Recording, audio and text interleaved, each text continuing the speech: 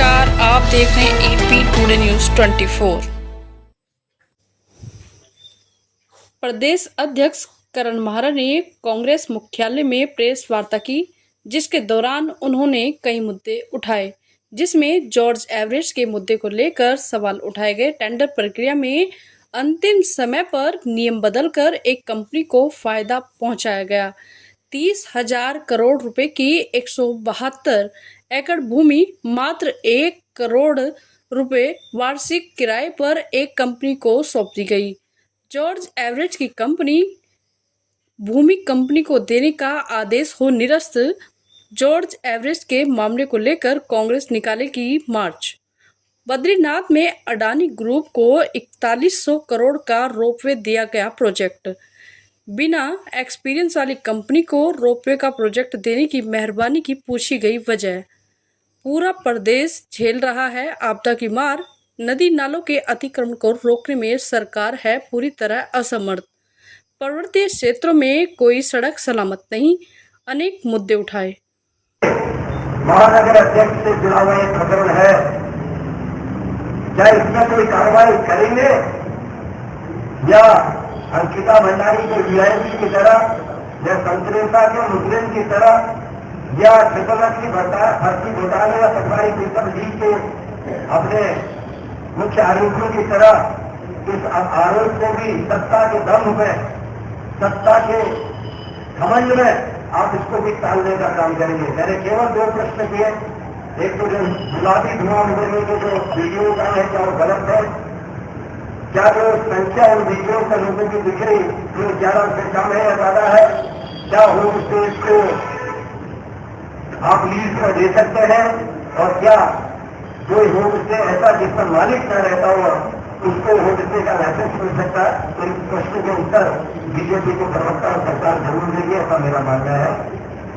और फिर एक बार आप सबका धन्यवाद।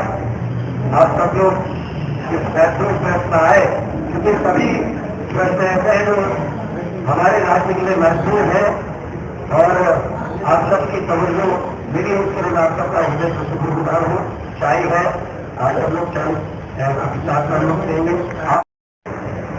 बरकोट से शुरुआत हुई, भराली, फिर थराली, नौगांव, चमोली के अनेकों क्षेत्र, बागेश्वर, कपकोट, भराली के अनेकों क्षेत्र, उत्तर घाटी गांव, खटिया इत्यादि में जो भीषण आपदाएं आई है।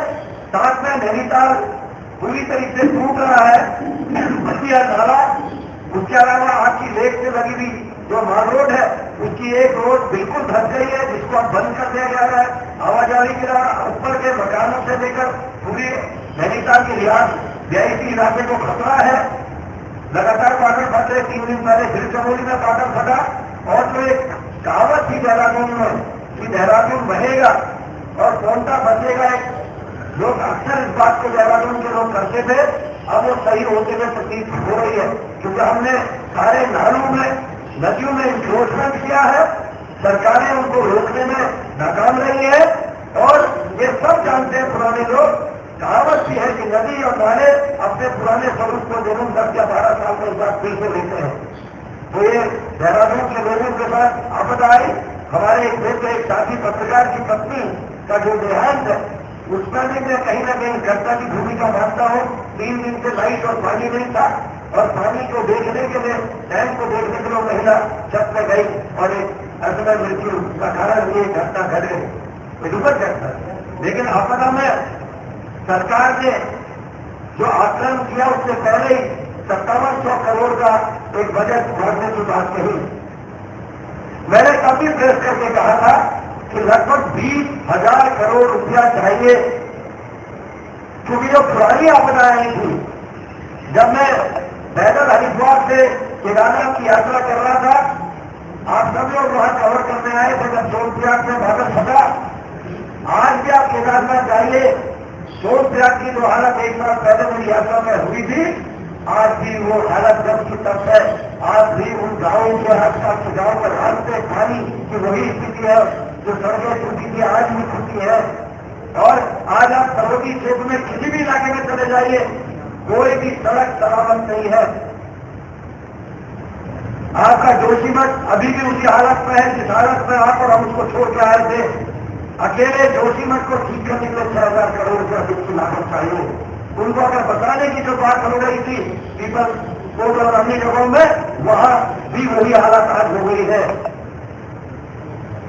आज भरानी के लोग अपने को सुरक्षित जगहों में बताने की बात करें, उसमें भी बहुत अधिक धनराशि खर्च होगी। और अभी जो सरकार ने आकलन किया है, पूरे राज्य में आपदा काल में नुकसान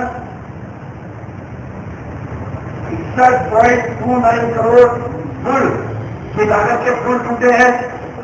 देहरादून में 9.2 करोड़ के पुल, राज्य में सड़क 819 करोड़, देहरादून में सड़क है 27.9 करोड़।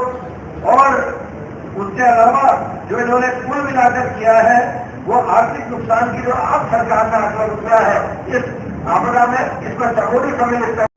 बद्रीनाथ और एक दूसरी जगह 4100 करोड़ से की एक रोपवे का प्रोजेक्ट अडानी जी की कंपनी को उत्तराखंड में दिया गया है। और आप जानकर आश्चर्य करेंगे, जिस कंपनी को उत्तराखंड की सरकार ने मेहरबानी की है, तो इस कंपनी का आज तक रोपवे बनाने का कोई एक्सपीरियंस नहीं है। हम अधिक मात्रा में हेली सर्विसेज का भी विरोध करते हैं। एक लिमिटेड फ्लाइट तय होनी चाहिए जिससे पर्यावरण को नुकसान ना हो। और जिस तरह की प्राकृतिक आपदाएं हमने अभी हाल ही में झेली है, जिसमें बर्फ का अनुपात कम होना और बारिश के अनुपात बढ़ने का एक मुख्य कारण माना गया है, ग्लेशियर्स का पिघलना मुख्य कारण माना गया है। इन हेली सर्विसेज से दिक्कतें तो आएंगी, लेकिन जो रोपवे लग रही है, सब जानते हैं केदार का मतलब होता है जंगल। वो कच्चा पहाड़ है, रेत और पत्थर से बना हुआ एक कच्चा पहाड़ है जो लगातार धस रहा है। और इन 10 सालों में 3 बार मार्ग को बदलने की जरूरत पड़ी है, जिस बात के आप लोग गवाह है। जो 14 किलोमीटर का पैदल मार्ग था, आज वो 21 किलोमीटर की लगभग दूरी करने के बाद हम पूरा कर पाते हैं। और जो सरकार के लोगों का दावा है कि 36 मिनट में 9 घंटे की दूरी हम पूरी कर लेंगे, एक तो पर्यावरण का नुकसान, पहाड़ों की खुदान से और वहां के जो कंस्ट्रक्शन होगा उसका नुकसान, और आपकी जो कैपेसिटी है केदारनाथ में लोगों को रोकने की, रखने की, रोकने की, उस कैपेसिटी से कहीं अधिक संख्या में लोग वहां पहुंचेंगे, उसका उस बदंतगामी का जिम्मेदार कौन होगा। और ऐसी कंपनी जिसने आज तक रोपवे बनाए नहीं, उसको ये टेंडर छू दिया गया, क्यों मेहरबानी की गई, इस बात का उत्तर मैं उम्मीद करता हूं कि सरकार देगी।